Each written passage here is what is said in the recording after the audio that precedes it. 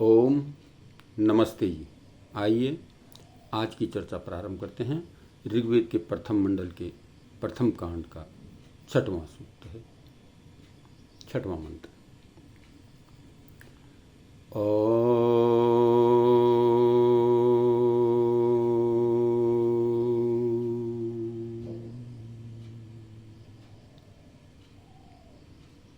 यदंगदासुषे तमग्ने भद्रं करिष्यसि तवेतत्तः सत्यमंगिरः। हे अंग, हे विराट, हे विश्व के अंगभूत विराट स्वरूप अग्नि, हे विश्व को तेज प्रकाश और ज्ञानदाता परमात्मा, और अंगिरह, हे विश्व के प्राण स्वरूप विधाता। त्वम, आप, दासु से दानशील पुरुष के लिए, पुण्यात्मा के लिए भद्रम करिष्यसि, कल्याण करते हैं। तब इत तत्, आपका ही वह सत्यम सत्य है, अटल नियम है।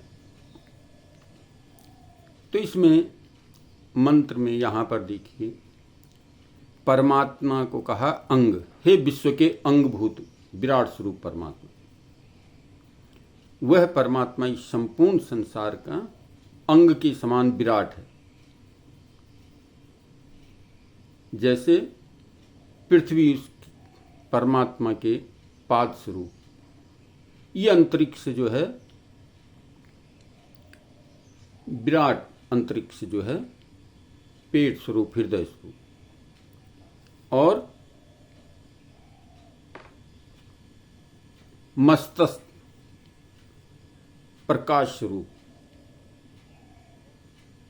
तो यहां पर तेज, प्रकाश, ज्ञानदाता, वो परमपिता परमात्मा ज्ञान का देने वाला है।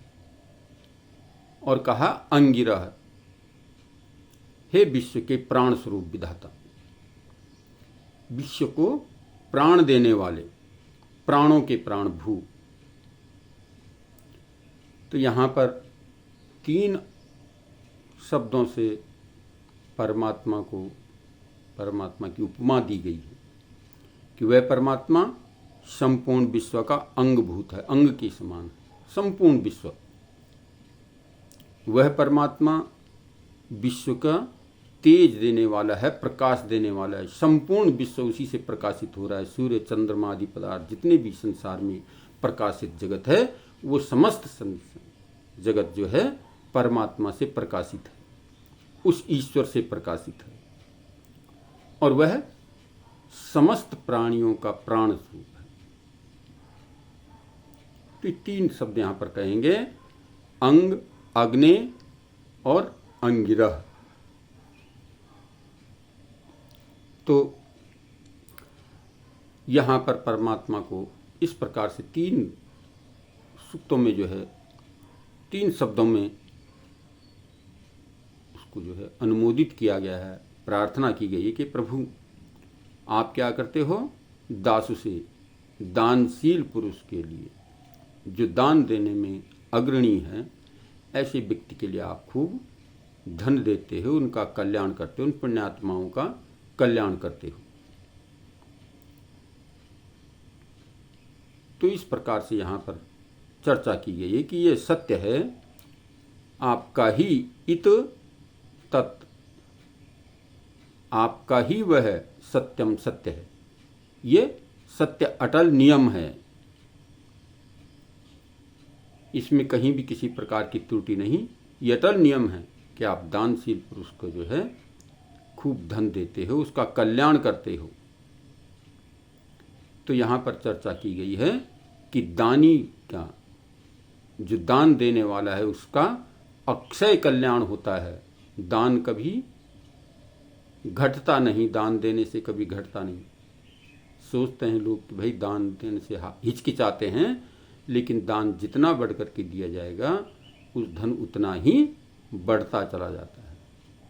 और बढ़ता कैसे है? ऐसे नहीं बढ़ जाता कि भाई आपने जो है घर से अगर धन 1 रुपया खर्च करते हैं तो वो घटता है, ऐसा नहीं है कि बढ़ जाता है। लेकिन दान में अगर हम खर्च करते हैं तो वो दान हमारा इस प्रकार से बढ़ जाता है, जैसे बैंक में हम रुपया जमा करते हैं तो वो हमारा बढ़ता है वहाँ, ठीक इसी प्रकार से दान दिया हुआ धन भी बढ़ता है, घटता नहीं है। अवसर आने पर हमें परमात्मा जो है उससे खूब देता है।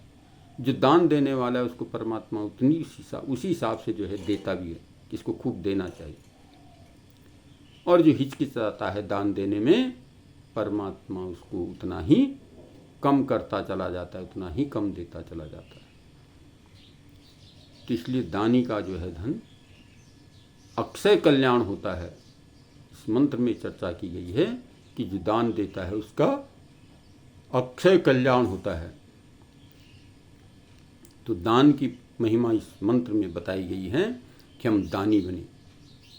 खूब परमात्मा भी निरंतर दान करता रहता है। यज्ञ के लिए भी दान कहा गया है, यज्ञ भी दान की कोटि में आता है।